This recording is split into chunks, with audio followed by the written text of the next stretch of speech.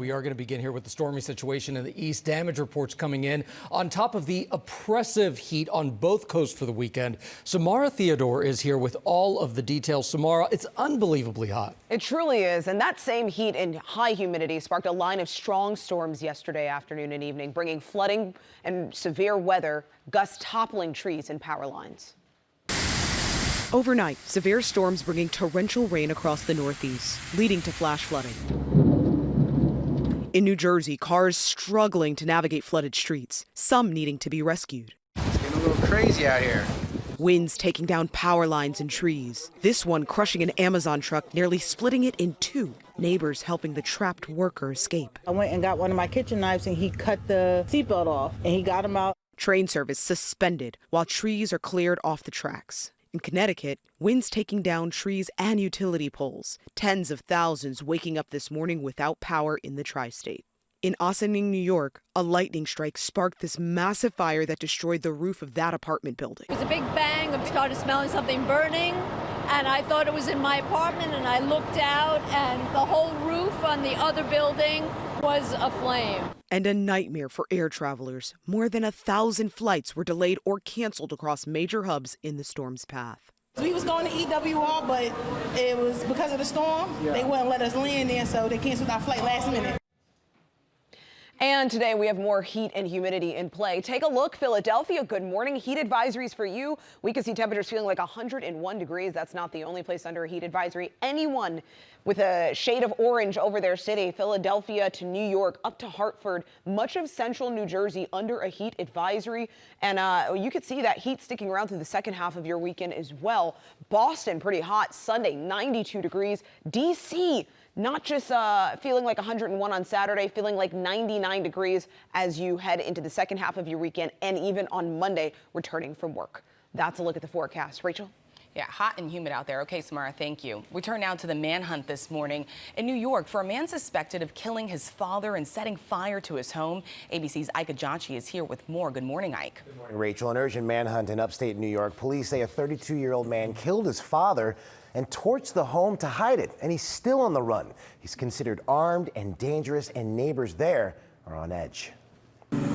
This morning, an urgent manhunt for this man, suspected of killing his father and setting fire to his upstate New York home. I have a two-story ranch, fire in the basement and the first floor. Police say 32-year-old Thomas Ryan is considered armed and dangerous, allegedly seen here on surveillance carrying chopped wood into his father Robert Ryan's home on Thursday. Then a loud bang before he's captured on doorbell camera, allegedly running away. The home engulfed in flames. Law enforcement sources telling ABC News they believe he set fire to the house to cover up the alleged murder of the 72-year-old found dead inside. New York State Police say he was seen in the Greenville area wearing a black t-shirt and sweatpants, driving this gray Toyota Prius. Investigators searching the quiet upstate New York area for any clues as neighbors are on edge. It's just sad for the father. The victim's daughter speaking to our station, WABC, about her father. My dad was the definition of kind and generous. She says her brother has had lifelong mental health issues and had stopped taking his medication. If you're a family that's going through this and you fear this, advocate as loud as you can, because your worst fear could come true. I'm living it. Now, state police say if you see him or that gray Prius, do not approach, call 911. His sister's message this morning, fight for mental health help before it's too late, guys. Oh, my goodness, that is so heartbreaking. It really is. All right, Ike, thank you so much. Now to the new details we're learning about that deadly shooting rampage in Idaho and the newly released surveillance and body camera footage from the scene that actually captures the suspect's chilling moves. And ABC's Jacqueline Lee is in Los Angeles with the latest now. Jacqueline, good morning. Gio, good morning. The video is terrifying. It shows how chaotic it was as a mass shooting unfolded. And authorities say bystanders stepped up and their heroic actions saved countless lives. We want to warn you, the video you are about to watch is disturbing. This morning, officials releasing stunning new surveillance and body camera video from that deadly shooting spree beginning at an In-N-Out in Twin Falls, Idaho. 10 people were shot. 3 of them died from their injuries. What's happening? What happened? What's happening? Shoot. Police say 24-year-old Chad Williams is seen here, arriving at the drive-thru and emerging with a weapon, fatally shooting a worker through the payment window. He then shoots and kills the driver in front of his car. Inside the restaurant, you can see employees scrambling, ducking for cover, and running for their lives. An off-duty state trooper helps them evacuate and fires back at the suspect. Heroically and unbelievably, this trooper also assisted responding officers, leading them towards the last known direction of the shooter, and then took up a position at a key location to provide security until he could be relieved. Authorities also commending Good Samaritans, including former Twin Falls police officer Austin James, who ran towards the gunfire and drew his own weapon, getting shot by the suspect. Armed civilian Jordan Salinas also firing shots. As soon as some rounds started coming at him, everything changed. Immediately, all that bravado he had immediately crumbled. The gunman running to a nearby Tesla charging station where he shot 3 people, killing Dale Schultz. He then heads toward a visitor center where those inside are taking cover. Once the gunman exits, police say an employee bravely distracted him long enough for others to escape. To that young man, you are a hero. Your courage, your composure, your selflessness, and that moment likely gave others the time they needed to escape harm. Moments later, the shooter fires at the employee and runs away. Hey, police! Can you hear me? Okay, do you see a man? Where'd he go? That way? Police eventually coming face to face with the gunman. Hey! Show me your hands! The shooter died at the scene from a self-inflicted gunshot wound. Families in this area, on what should have been a normal Saturday afternoon, dealt with the worst thing imaginable. Our hearts are with every victim and family that are now carrying the weight of this tragedy. A life of joy and Although officers say they at first investigated a potential second shooter, they believe the suspect acted alone. Officials say they are still investigating a motive. Rachel. Just incredible courage from those Good Samaritans. Okay, Jacqueline, thank you. We turn now to the breaking news and the overnight vote on Capitol Hill. Just hours ago, the Senate confirming Todd Blanche, President Trump's former personal attorney, to now lead the Justice Department. ABC's Olivia Rubin is here. This was a very narrow confirmation, Olivia. Rachel, good morning. That's right. Narrow and a major win for Todd Blanche, who overcame opposition from within his own party to narrowly secure the votes he needed here. The deciding vote coming from Senator Bill Cassidy, who announced last night he would support Blanche, even though he said he's not perfect. Cassidy framing it as a choice between Blanche and someone potentially worse. It was critical for Blanche after he already lost the support of 2 Republican senators, Susan Collins and Lisa Murkowski, who joined Democrats to vote against him.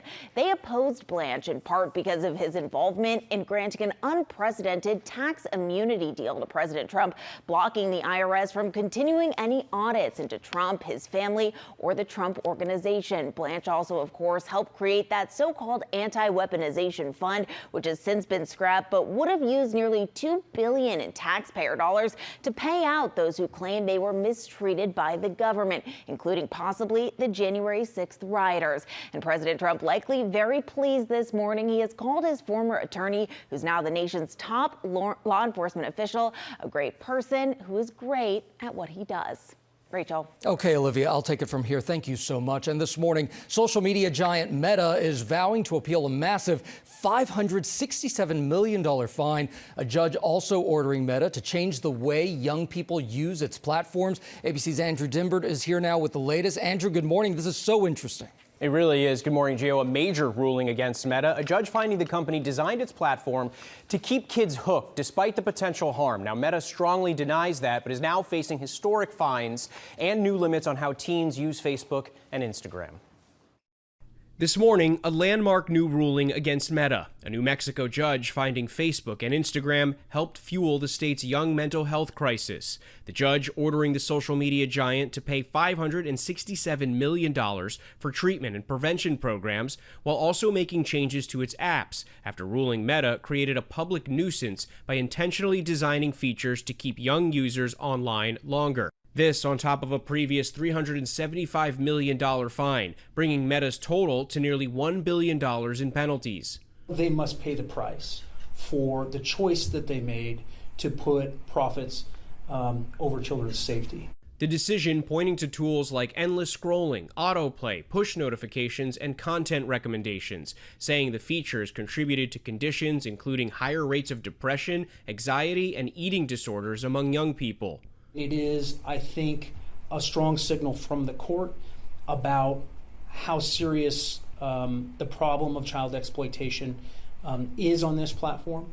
The judge ruling for users under age 18, Meta must eliminate push notifications at night and during school hours, hide like counts, add safeguards for AI chatbots, and put new time limits on the apps, no more than 90 hours per month.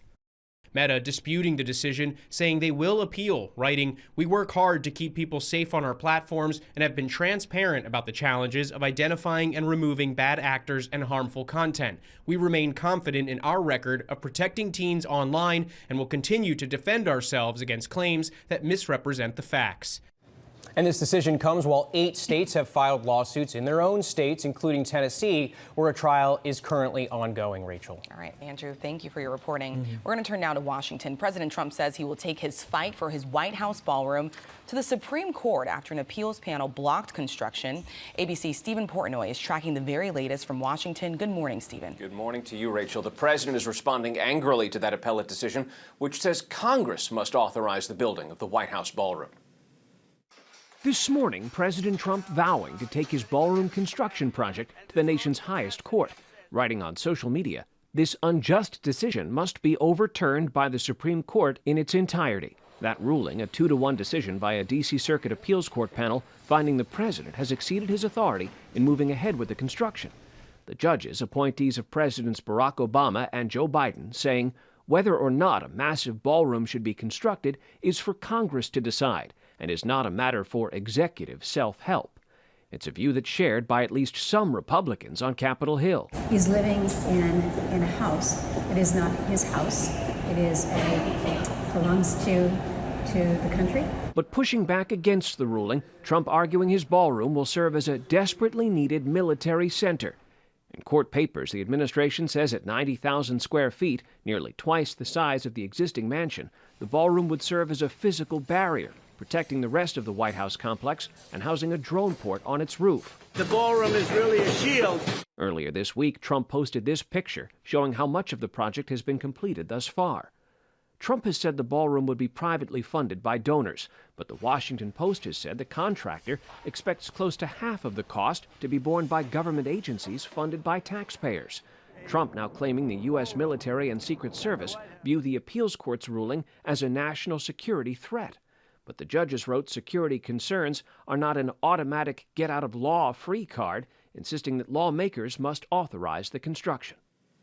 The ruling says security-related work can continue. Trump points to the view of the one dissenting judge, whom he appointed, who said the group that brought the case doesn't have standing to sue.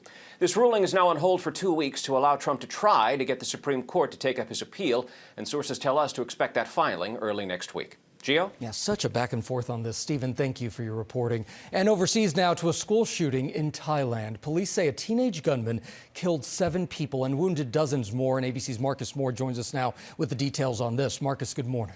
Well, Gio, good morning. New security video was released in Thailand overnight, and we want to warn you that it is disturbing. It shows how that teenage gunman went through the building. In the terrifying video posted to social media, you see the suspect walking down the hallway and firing shots. Also, people running for safety. The gunman appears to let some students pass before opening fire again. 7 people died in the attack and more than 30 people were injured. Authorities said that the 14-year-old gunman took his own life, and during a search of his home after the shooting, police say they learned that his grandparents were his first victims. Authorities finding their bodies inside the home. Investigators say the suspect used a handgun in the attack and that his grandfather owned the weapon. The country's prime minister condemned the attack and said that it could have been even worse, as the suspect had at least 30 more bullets. Now, authorities have released no clear motive for the shooting, only saying that the suspect was, quote, carrying pressure and tension. And while these types of shootings are rare in Thailand, Rachel, this is the 3rd school-related shooting in the country this year. Yeah, Yeah, it's happening all across the world. Okay, Marcus, thank you. We turn now to the water emergency in Puerto Rico. This morning, water restrictions are in place across the U.S. territory amid an extreme drought. ABC's Ashin Singh is here with more. Ashin, so many there have been without water. Yeah, that's right, Rachel. And the big headline here is that this is now a significant water crisis, but is still not an island-wide shutdown in Puerto Rico. More than 180,000 customers in San Juan and 6 surrounding municipalities are now on a rotating schedule that can leave them without running water for 48 hours at a time. Nearly 68% of Puerto Rico is now in drought. San Juan has had just over 2 inches of rain since the start of meteorological summer, more than 9 inches below normal, and just July brought only about half an inch, the driest July on record there. And the drought is expected to both persist and possibly even expand. The Puerto Rican water system was already dealing with chronic outages and aging infrastructure. Now, for travelers, the island is still open. Large resorts and major hotel brands often have cisterns and backup water systems, so guests may see little impact as of now. And as you said, people there were already dealing with issues, and now they have this. Let's hope they figure it out. Thank you so much, Ashin. All right, new questions now about the strength of the economy following a much worse than expected jobs report. The economy losing 23,000 jobs in July. The unemployment rate fell slightly to 4.1% because more people dropped out of the workforce. In addition, the revised numbers from May and June show 103,000 fewer jobs in those months than previously reported. So a lot of people there needing jobs right now. Yeah. All of this while gas prices remain very high. The national average for a gallon is still over $4, according to Gas Money. Well, an eye-popping $856 million Powerball jackpot is up for grabs tonight. No one has won the top prize since May 2nd. That's the 41st straight drawings without a big winner. The odds, well, they're about 292 million to 1. So, womp, womp. Yeah, there's a chance, I guess. The estimated cash value of the jackpot, about $370 million. We're wishing you all out there good luck. Yeah, wishing, and everybody. Yeah, everybody. Absolutely. All right.